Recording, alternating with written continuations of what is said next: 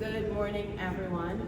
It is my honor, my pleasure to introduce Her Excellency Ms. Annalena Baerbock, President-elect for the 80th session of the UN General Assembly. Ms. Baerbock will deliver some remarks, after which we will open the floor to a few questions. Excellency, take up the floor. Thank you and good afternoon. I'm grateful to the UN member states for entrusting me with the role as President of the UN General Assembly in its upcoming 80th session.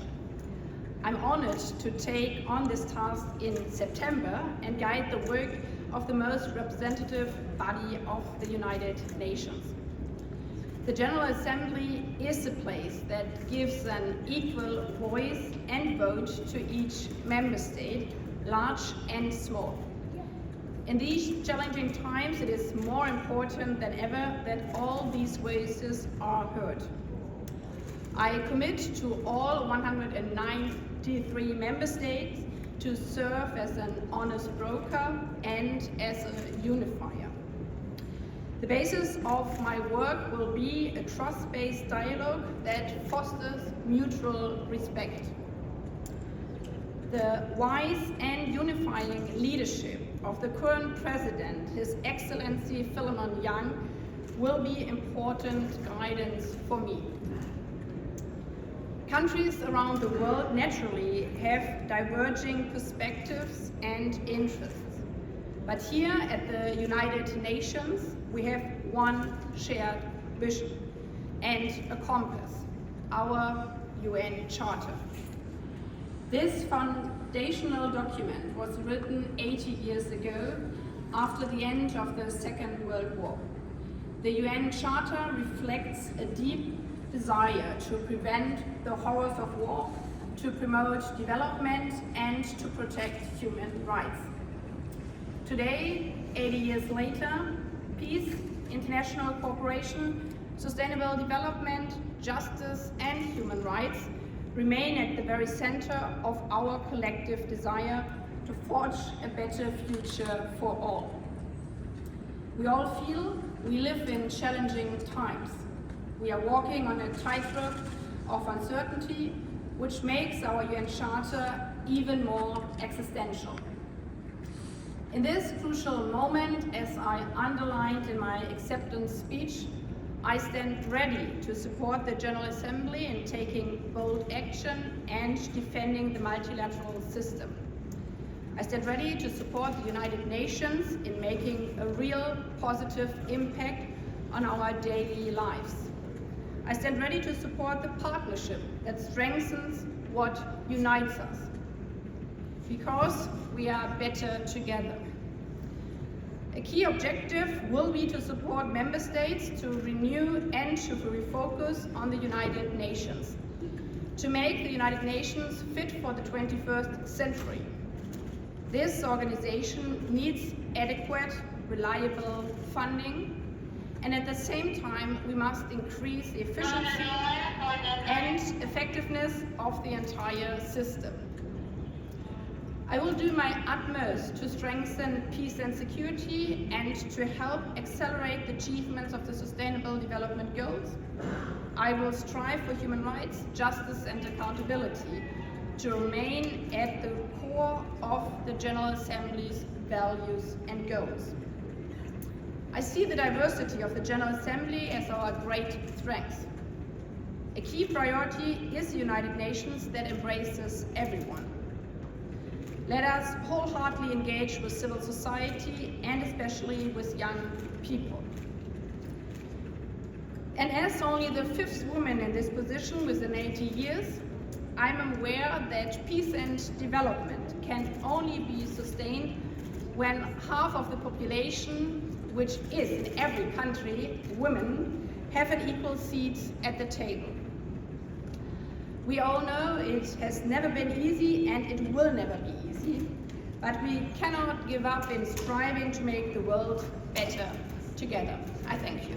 Could you repeat your remarks in German? Thank you. Thanks, everyone. So due to time constraints, we only have time for a few questions. Please provide your name and media organization you noted here. Stefano. Thank you, Madam President. Do you see your presidency as a potential launchpad for a candidacy as a next Secretary General, or at least as a next woman Secretary General?